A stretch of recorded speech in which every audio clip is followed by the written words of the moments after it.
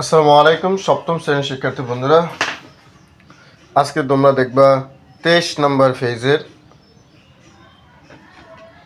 গল্পের সমাধান। দেখো, শব্দের অর্থ সহ ডিসকাস মানে হচ্ছে আলোচনা করা, অ্যান্ড এবং অ্যান্সার উত্তর দেওয়া, দিজ অর্থাৎ এইগুলো, কোশ্চেন্স মানে প্রশ্ন। তো আলোচনা করো এবং এই প্রশ্নগুলোর উত্তর দাও। হোয়াট উইল ইউ ডু, তুমি কি করবা, এটা হচ্ছে ফিউচার ইনডিফিনিট টেন্সের প্রশ্ন।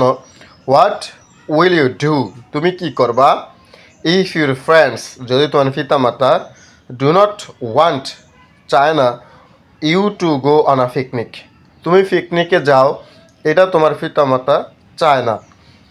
উইথ ইউর ফ্রেন্ডস, তুমি তোমার বন্ধুদের সাথে পিকনিকে যাও, এটা তোমার, যদি তোমার পিতামাতা না চায় তখন তুমি কি করবা। What will you do if you miss the picnic bus, যদি পিকনিক বাসটা মিস করো তাহলে কি করবা। দুইটা প্রশ্ন। একটা প্রশ্ন হচ্ছে তুমি তোমার ফ্রেন্ডের সাথে পিকনিকে যাও, এটা তোমার বাবা মা যদি না চায় তাহলে তুমি কি করবা। আর তুমি পিকনিক বাসটাই যদি মিস করো তাহলে সে সময় তুমি কি করবা। Read about what happened to Farabi yesterday. তো ফারাবির সাথে গতকাল কি ঘটেছিল সে সম্পর্কে পড়তে বলছে। And answer the following questions, এবং নিশ্চয় প্রশ্নগুলোর উত্তর দিতে বলছে। ফারাবি ওয়াজ সিটিং, ফারাবি বসা ছিল, বেন্ডিং হিজ হেড ডাউন, তার মাথা নিচু করে, বেন্ডিং হিজ হেড ডাউন, তার মাথা নিচু করে ফারাবি বসা ছিল। হি লুকড সেট, তাকে দুঃখ মানে তাকে সেট মানে তো দুঃখিত, তাকে দুঃখিত দেখালো, অর্থাৎ মনক্ষুব্ধ দেখালো। হিজ হেয়ার, তার চুল, ওয়াজ আনটাইডি রাফেলড, তার চুল ছিল কি অপরিচ্ছন্ন এবং এলোমেলো। ইট ওয়াজ ক্লিয়ার, রাফেলড মানে হচ্ছে এলোমেলো, আর আনটাইডি অর্থ অপরিচ্ছন্ন। আর হিজ হেয়ার, তার চুল, এরা first indefinite tense. His hair was untidy and ruffled. It was clear, clear মানে পরিষ্কার।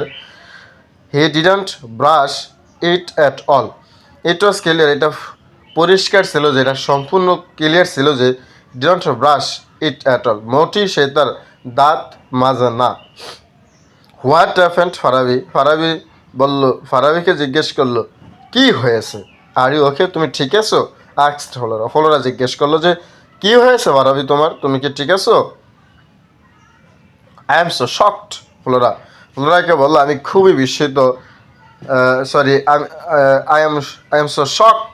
ফ্লোরাকে বললো যে আমি খুবই বিস্মিত। I don't want to talk said Farabi, Farabi বললো আমি কথা বলতে চাই না। বাট ইউ হ্যাভ টু, কিন্তু তোমাকে বলতে হবে। এনি ফেল অর সরো, কোনো ব্যথা অথবা দুঃখ, is like a load in the mind, কইছে কোনো ব্যথা বা দুঃখ তোমার মনের মধ্যে বোঝা করে রাখিও না। এনি পেইন অর সরো, কোনো দুঃখ অথবা ব্যথা, তোমার কোন দুঃখ অথবা ব্যথা তোমার মনের মধ্যে বোঝার মতো রয়েছে। বা এরও কথা এগুলো বলতেছে, কে বলতেছে, যে খুব সম্ভব ফলোরা ফারাবিকে বলতেছে যে তোমাকে আমার সাথে কথা বলতেই হবে।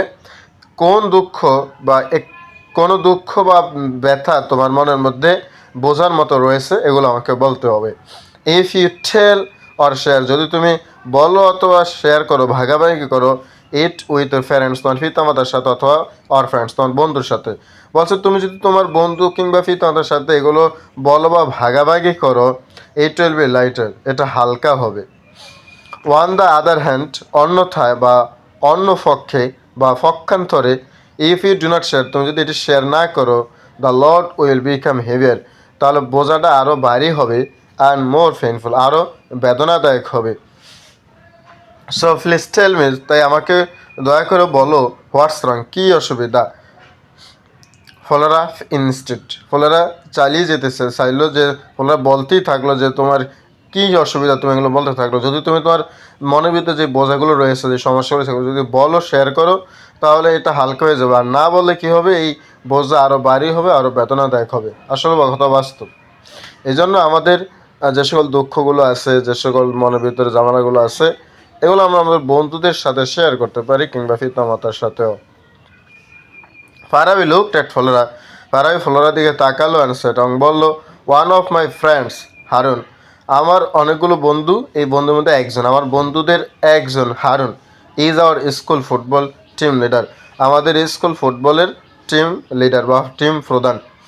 Yesterday he just dropped my name.